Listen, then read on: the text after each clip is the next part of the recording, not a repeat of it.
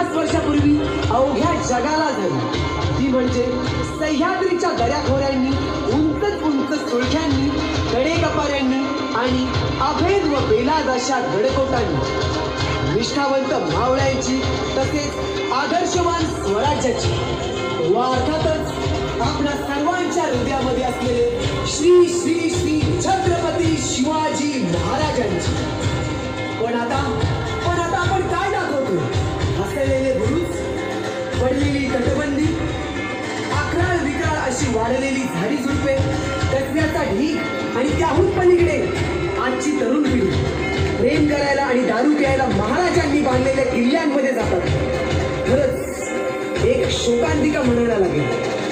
चला उठा, आता वेळ आली आहे काहीतरी करून दाखवायची, पुन्हा या जगाला नव्याने स्वराज्य दाखवण्याची.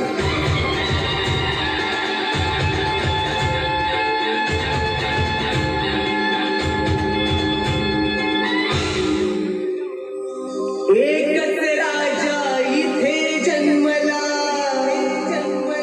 शिवनेरी किल्ल्यावर.